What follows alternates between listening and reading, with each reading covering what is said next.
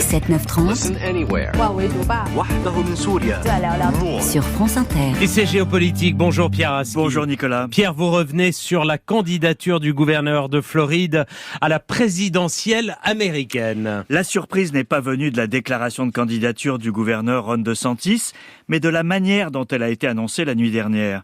Pas de mise en scène familiale, ni de déclaration sur Fox News. Non, en 2023, quand on est à droite aux États-Unis, on déclare sa candidature sur le réseau social Twitter, en conversation avec son propriétaire, le milliardaire Elon Musk.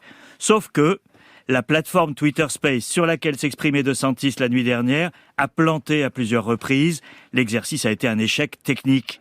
Les partisans de Donald Trump, puisque c'est contre l'ancien président que se présente DeSantis, s'en sont donnés à cœur joie et parlent de désastre. La forme importe, car elle en dit long sur une vision du monde et sur l'évolution de la communication politique. En choisissant un réseau social, Ron DeSantis avait décidé de court-circuiter les médias pour lesquels il n'a que mépris.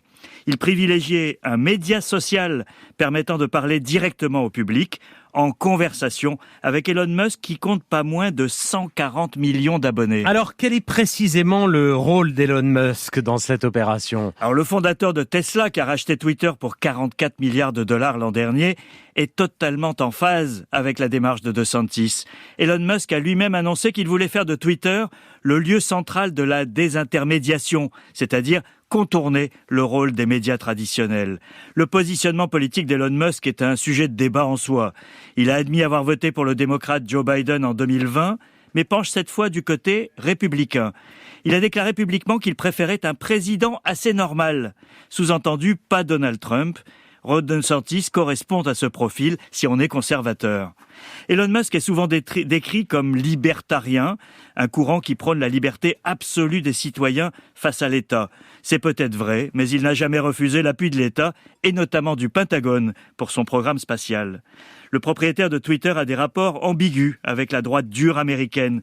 À peine viré de Fox News, l'animateur ultra-conservateur Tucker Carlson a annoncé qu'il ferait son show sur Twitter. Et en quoi tout ça devait-il aider DeSantis ? Alors, le gouverneur de Floride, Nicolas, part avec un sérieux handicap sur Donald Trump, qui fait la course à l'investiture républicaine en tête, malgré toutes ses casseroles.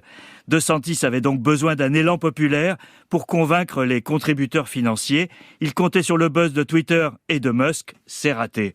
Donald Trump était le roi de Twitter lorsqu'il était président. Il a perdu son compte en raison de l'assaut sur le Capitole.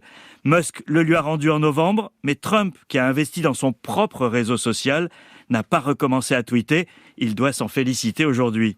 Cette bataille sur les réseaux sociaux peut sembler puérile, mais elle montre à quel point le centre de gravité de la communication politique s'est déplacé de la presse et de la télévision vers cet univers sans médiation.